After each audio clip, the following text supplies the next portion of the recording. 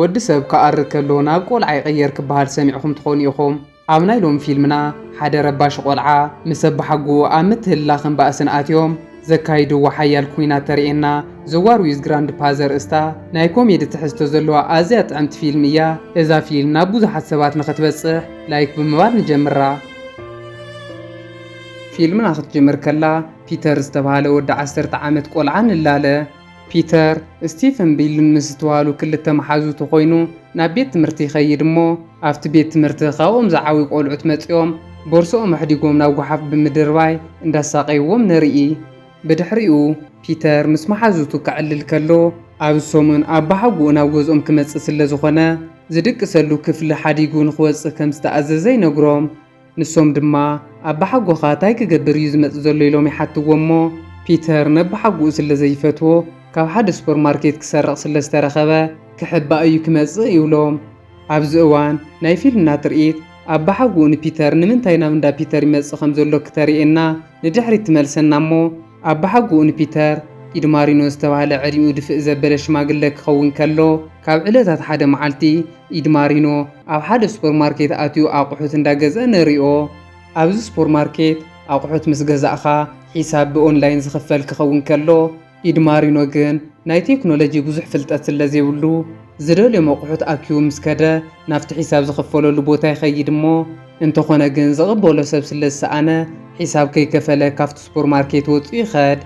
ኢድማሪኖ ካብዚ ሱፐርማርኬት ሒሳብ ከይከፈለ ስለ ዝወፀ ኣብ ኣፋፌት ዝነበረ ማሽን ነዞም ኣቑሑት ሒሳብ ከም ዘይተኸፈለሎም ሴንስ ገይርዎም ድምፂ ከስምዕ ይጅምር እሞ እዚ ዝሰምዐ ሓደ ሰራሕተኛ ድድሕሪ ኢድማሪኖ እንዳግዮ ወፂኡ ንምንታይ ሒሳብ ከይከፈልካ ትወፅእ ይብሎ። ኣብዚ እዋን ኢድ ድማ እዚ ወዲ እንታይ ክገብር ደድሕሩ ይስዕብ ከም ዘሎ ስለ ዘይፈለጠ ከጥቅዖ ዝመፀ መሲልዎ ክሃርሞ ይፍትን እሞ እንተኾነ ግን ንባዕሉ ሚዛኑ ስሒቱ ይወድቕ። እዚ ጸሊም ወዲ ሕጂ እውን ናብ ኢድ ክቐርብ ከሎ ኢድ ግን እዚ ወዲ ካሊእ ነገር ዝደለየ ስለ ዝመሰሎ ሕጂ እውን ብእግሩ ፈንጠርጠር እንዳበለ ንኸይቐርቦ ይገብር እሞ እዙይ ዝረኣዩ ሰባት ድማ እዚ ጸሊም ወዲ ንኢድ ዘጥቅዖ ዘሎ መሲልዎም ንምንታይ ንኣረጊት ሰብኣይ ከምኡ ትገብር ብምባል ሒዞሞ ብዝነበረ ምግብን ካልኦት ኣቑሑትን እንዳሃረምዎ ንርኢ። ብድሕሪኡ ኢዲ ድሕሪ ክንደይ መከራ ናብ ገዝኡ ይኸይድ እሞ ብድሕሪኡ ድሕሪ ንእሽተይ ጻንሒት ሳሊ ዝተባሃለት ኣዲኡ ነተብ ናይ ፊልምና ናይ መጀመርያ ትርኢት ዝረኣናዮ ፒተር ዝተባሃለ ቆልዓ ኣቦኣ ዘጋጠሞ ስለ ዝሰምዐት ናብ ኢዱ ትመጽእ እሞ ብሰንኪ እርጋን ብዙሕ ግዜ ሓደጋ የጋጥመካ ስለ ዘሎ ንዓናይ ምሳና ንበር ኢላ ትሓቶ። ንሱ ግን ካብዚ ገዛ ክወፅእ ስለ ዘይደሊ ካብዚ በዓለይ ዝሰራሕኽዎ ምስ በዓልቲ ቤተይ ንብዙሕ ዓመታት ዝነበርኩሉ ገዛ ክወፅእ ይደልን ይብላ እሞ ንሳ ግን ዘለዎ ብዙሕ ፀገም ነጊራ ኣብ መጠረሽታ ምስኦም ንኽነብር ተእምኖ። ብድሕሪኡ ሳሊ ናብ ገዛ ትኸድ እሞ ምስ በዓል ቤታ ኣቦኣ ናብዚ እንተመፅዩን ኣበይ ክዕርፍ ከም ዘለዎ ክትማኸር ከላ ነቦኣ ክጥዕሞ ዝኽእል ክፍሊ ናይ ፒተር ክፍሊ ስለ ዝኾነ ኣቦኣ ናብ ናይ ፒተር ክፍሊ ንኽኣቱ ይውስኑ እሞ ንፒተር ኣቦሓጎኻ ክመፅእ ስለ ዝኾነ ካብቲ ተሓድረሉ ክፍሊ ክትቅይር ኢኻ ይብልዎ። እዚ ዝሰምዐ ፒተር ድማ ንመነይ ብነፃነት ክነብር ዝደሊ ካብ ክፍለየ ወፅን ኢሉ ይኣቢ እሞ ይኹን እምበር ኣቦኡ ነዲኡን ክሰምዕዎ ስለ ዘይከኣሉ ካሊእ ክፍሊ ስለ ዘይብልና ኣብቲ ኣቑሑት ዝቕመጠሉ ቦታ ኢኻ ተሓድር ብምባል ኣብ ክፍሉ ዝነበረ ኣቑሑት ኣውፅኦም ናብ መኻዚኖ ብምውሳድ ከም መዓራሩ ኢሉ ይጅምሩ። ቀፂሎም ድማ ነታ ፒተር ዝነበራ ክፍሊ ነቦሓጉኡ ከምቲ ጥዕም ገይሮም የመዓራርይዋ እሞ ፒተር ረባሽ ስለ ዝኾነ ካብ ሕጂ እንዳሓር ነቦሓጎኻ ሓንቲ ኢልካ ከይትዛረቦም ብምባል የጥንቅቕዎ። በቲ ሓደ ድማ ክልቲአን ኣሕዋቱ ንፒተር ኣብ ሓደ ክፍሊ ስለ ዝሓድራ ቅድሚ ሕጂ ኣነ እየ ብነፃነት ዝነብር ዘለኹ ብምባል ይፀርፈን ስለ ዝነበረ ሕጂ ፒተር ኣብ መኻዚኖ ክሓድር ብምዃኑ ኣዝየን ተሓጒሰን እንዳጨረቓሉ ንሪኤን። ድሕሪ ንእሽተይ ጻንሒት ኣቦሓጉኡ ንፒተር ናብ እንዳ ፒተር ይመጽእ እሞ ኩሎም ስድራ ቤት ብታሕጓስ እንዳጎዩ ከይዶም ክቕበልዎም ከለዉ ፒተር ግን ክፍሉ ስለ ዝወሰዱሉ ኣዝዩ ሓሪቑ ኣብ ክፍሉ ኣትዩ ጥርቅም ይብል። ኣብ መወዳእታ ግን ናብ ውሽጢ ምስ ኣተዉ በይኖም ኣብ ዝኾኑሉ ግዜ ተጸቢዩ ከይዱ ይስዕሞም እሞ ናይ ሰብ ክፍሊ ምውሳድ ጽቡቕ ኣይኮነን ብምባል ብነገር ክጎጥዮም ይጅምር። ንጽባሓይቱ ንጎ ፒተር ናብ ቤት ትምህርቲ ምስ ከደ ንመሓዝቱ እዚ ዘጓነፈ ኩሉ ይነግሮም እሞ ንሶም ድማ መንነትካ ክተሪኦም ኣለካ ምስ ኣቦሓጎኻ ኩናት ከፊትካ ዝገበርካ ጌርካ ነፃነትካ ክተመልሰለካ ዳበልዎ ንሰምዕ። በቲ ሓደ ድማ ጄኒፈር ዝተባሃለት ንእሽተይ ሓፍቱ ንፒተር ምስ ኣቦሓጓኣ ጌም ንኽትፃወት ኣይፓድ ሒዛ ናብ ኣቦሓጓኣ ትኸይድ እሞ ኣቦሓጓኣ ግን ምስ ቴክኖሎጂ ብዙሕ ስለ ዘይኮኑ ብፍንሽትራ ተቐልቂሎም ንደገ እንዳረኣዩ ብዛዕባ ምስ ሰበይቶም ዘሕለፍዎ ሂወት ክነግርዋ ይጅምሩ እሞ ንሳ ከዓ ከምዚ ዓይነት ዛንታ ስለ ዘይትፈቱ ናብ ኣዲኣ ብምኻድ ኣቦሓጎይ ጌም ንፃወት ተወልክዎ ኣዊኒ ብተወሳኺ ድማ ካብ ሓደ ቦታ ይንቀሳቐስ እንዳበለት ክተማርር ትጅምር። ፒተር ካብ ቤት ትምህርቲ ምስ ተመልሰ ነዚ ሓድሽ ክፍሎ ይፈትዎን። ኣብቲ ክፍሊ ኣናፁን ኣዕዋፍን ስለ ዘለዋ በዘን እንስሳ ኣዝዩ ተሸጊሩ ይውዕል እሞ ኣብ መወዳእታ ድማ ምሸት ማይ ክሃርም ይጅምር እሞ ኣጋጣሚ ናይቲ ክፍሊ ዚንጎ ቀዳድ ስለ ዝኾነ ናብቲ ራእሱ ማይ እንጠብጢቡ ካብ ደስ ዝብል ሕልሚ ንቕንቆ። ሽዑ ፒተር ኣዝዩ ሓሪቑ ይትስእ እሞ እቲ ቀትሪ መሓዝቱ ዝበልዎ ዘኪሩ ነባሓጉኡ ሓደ ደብዳቤ ክጽሕፈሉ ይጅምር።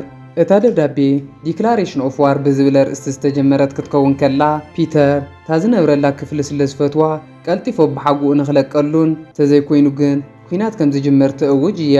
ፒተር ነዛ ደብዳቤ ኣብ ትሕቲ ማዕጾ ኣቕሚጥዋ ምስ ከደ ኣቦሓጉኡ ረኺቡ ዋላ እኳ እንተንበባ ንሱ ግን ከም ቀላል ነገር ሸለሊሉ ይሓልፋ። ንጽባሓይቱ ፒተር ናብ ቤት ትምህርቲ ምስ ከደ ኣብቲ ክፍሊ ብዛዕባ ዘለዎ ኣናፁን ኣዕዋፍን ነጊሩ ብተወሳኺ ድማ ማይ ስለ ዝሃረመ ድቃስ ኣብይዎ ነባሓጉኡ ደብዳቤ ከም ዝፀሓፈሉ ይነግሮም እሞ እንተኾነ ግን ኣቦሓጎይ ነታ ደብዳቤ ኣንቢብዋ ድዩ ይንበባን ኣይፈልጥን ይብሎም። መሓዝቱ ድማ ኣብ ትሕቲ ማዕጾን ተቐሚጥካሉ እንታይ ኮይኑ እዩ ዘየንበባ ንዕቑ እኳ እዩ ዝኸውን ናይ ግድን መልሲ ክበካ ኣለዎ ይብልዎ። ድሕሪ ንእሽተይ ጻንሒት ፒተር ናብ ክፍሉ እንዳኸደ ከሎ እቶም ኩሉ ግዜ ዘሳቂይዎ ዓዋሉ ይረኽብዎ እሞ ሕጂ እውን ከምቲ ኩሉ ግዜ ዝገብርዎ ቦርሶ ኣሕዲጎም ናብ እንዳ ጓሓፍ የእትውሉ። እዞም ቆልዑ ንፒተር ክርእይዎ ከለዉ ሕማቕ ተግባር ጥራሕ ስለ ዝረኣዮም ምግቢ ክበልዕ ከሎ ምግቡ የፍስሱሉ እሞ ፒተር ኣብ ገዛ ናብ ቤት ትምህርትን ዘሎ ሂወቱ መሪርዎ ኣዝዩ ሓሪቑ ንሪኦ። በቲ ሓደ ድማ ሳሊ ኣቦኣ ኩሉ ግዜ ብገዛ ስለ ዝውዕል ክስልችዎ ይኸውን እዩ ኢላ ስለ ዝሓሰበት ጄር ናብ ዝተባሃለ መሓዝኡ ንኽትወስዶ ትውስን እሞ ሞባይል ሂባ ናብ ገዛ ክመፅእ እንተደልዩ ብኸመይ ከም ዝድውል ተሪኦ። ኤዲ ምስ ጄር ዝተባሃለ መሓዝኡ እንዳተፃወተ ከሎ ሕጂ ድማ ዳኒ ዝተባሃለ ናይ ቀደም መሓዝኦም ይመጽ እሞ ወክ እንዳገበሩ ከለዉ ዳኒ ኣብ ሰሙን ሓዳሽ ጓል ክፋለጥ ምዃኑ ይነግሮም።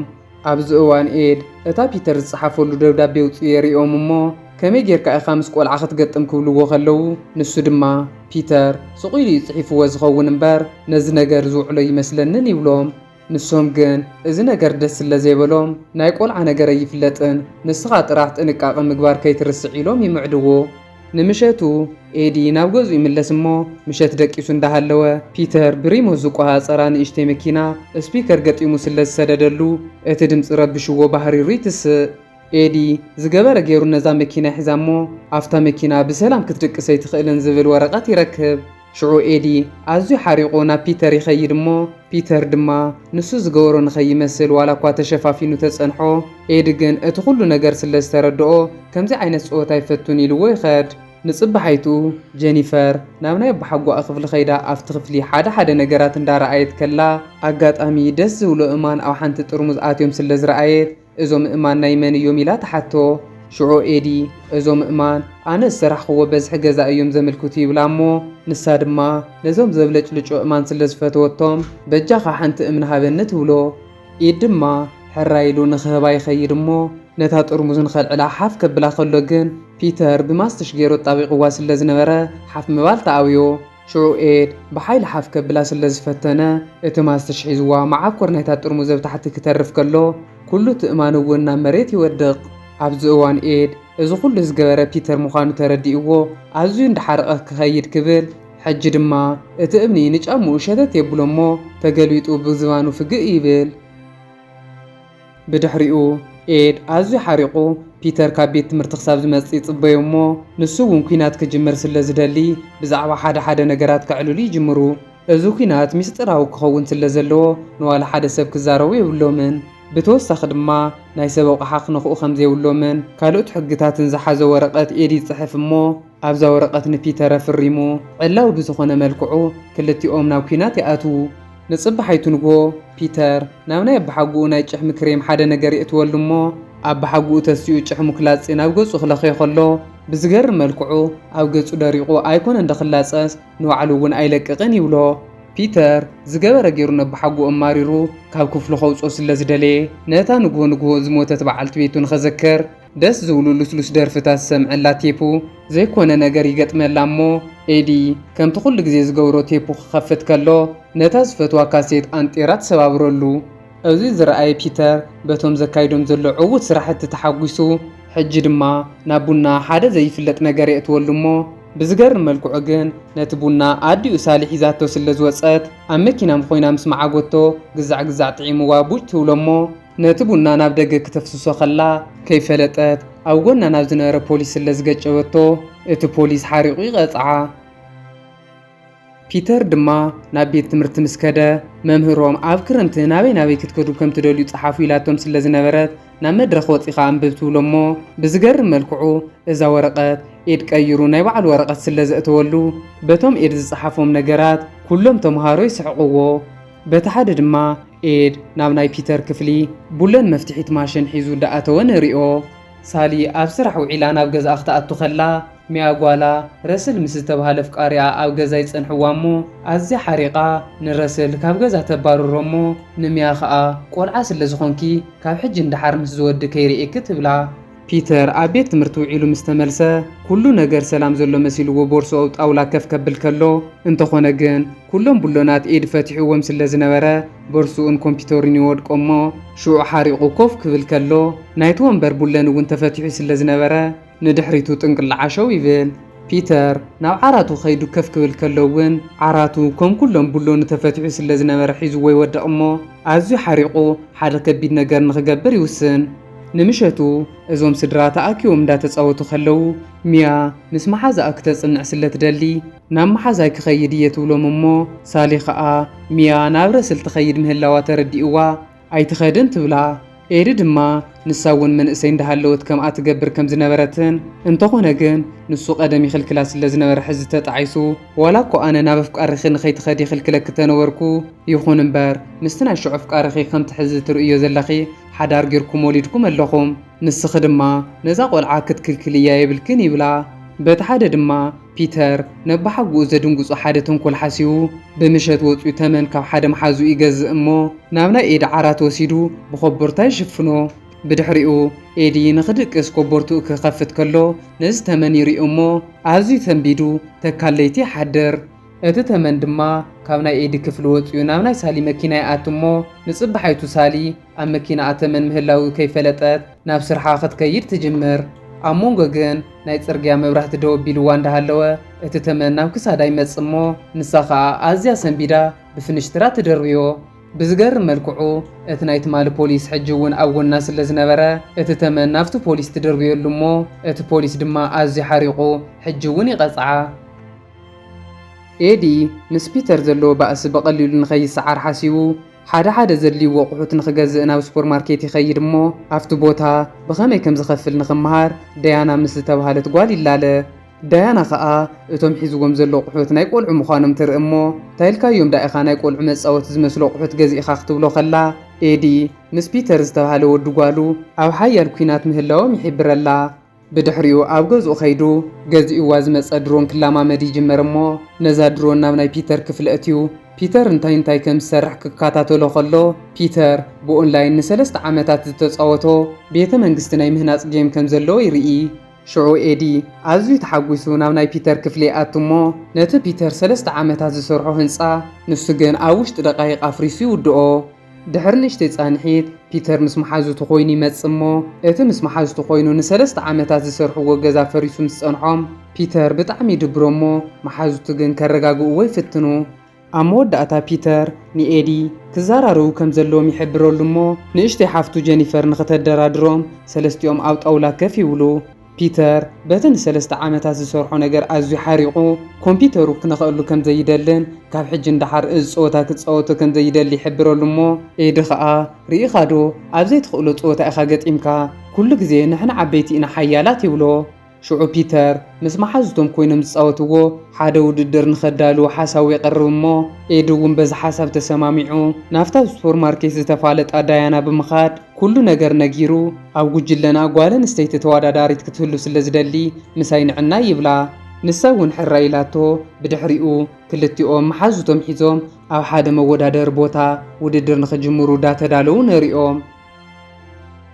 ውድድር ምስ ተጀመረ ኣብ ናይ መጀመርያ ዙርያ ፒተር ተዓዊቶም ኣብ መበል ካልኣይ ዙርያ ግን ክልቲኦም ኣብ ሓያል ቆይቁ ስለ ዝኣተዉ እቲ ጾወታ ይቋረጽ እሞ ኤዲ ተረጋጊኡ ክሓስብ ከሎ ምስ ወዱ ጓሉ ባእሲ ዘይኮነስ ቁም ነገር ክምህሮ ከም ዘለዎ ይርዳእ።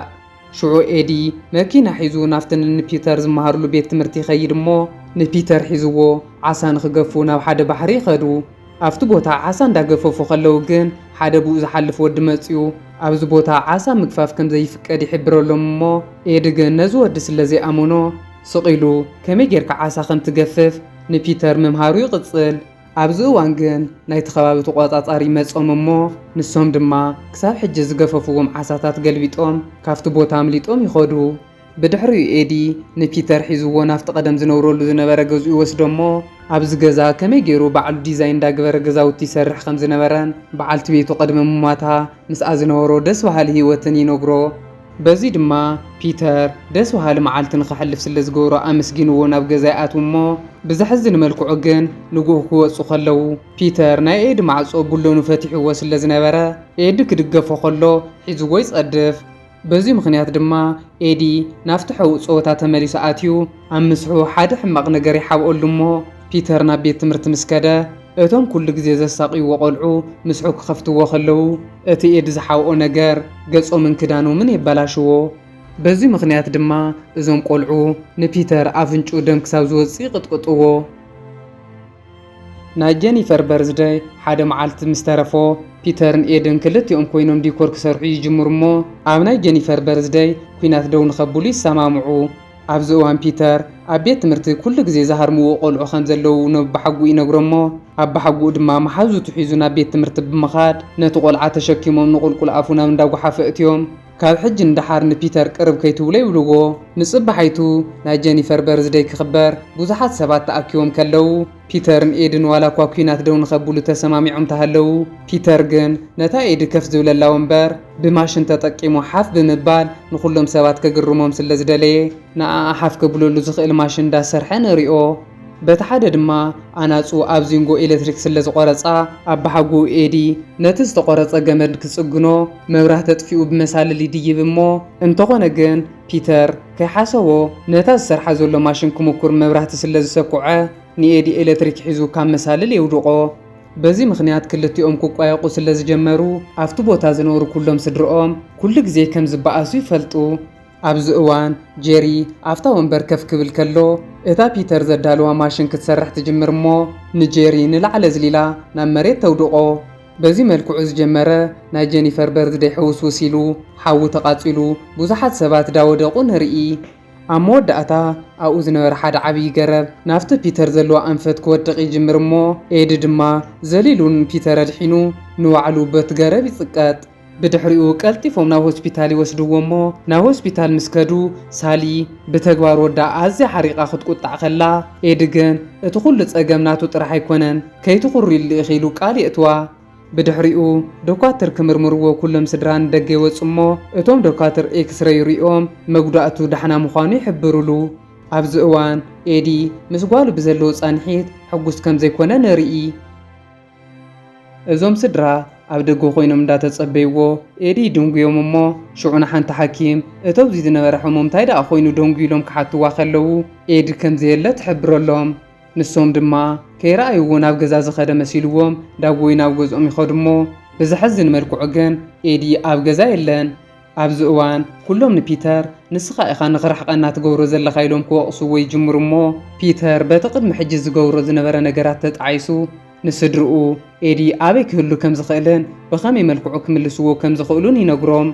ሽዑ ፒተር ኤዲ ኣብቲ ናይ ቀደም ገዝኡ ከም ዘሎ ርግፀኛ ኮይኑ ናብኡ ይኸይድ እሞ ነባሓጉኡ ካብ ኩሉ ነገር ትበልፀኒ ንስኻ ኢኻ ኣይኮነ እንዶ ክፍለይ ካሊእ ነገር እውን ክገድፈልካ እዩ ዝግብአኒ ይብሎ እሞ ኤዲ እውን ኣዝዩ ተሓጒሱ ንመጀመርያ ግዜ ፒተርን ኤድን ተሰማሚዖም ብፍቕሪ ተሓቋቒፎም ንሪኦም።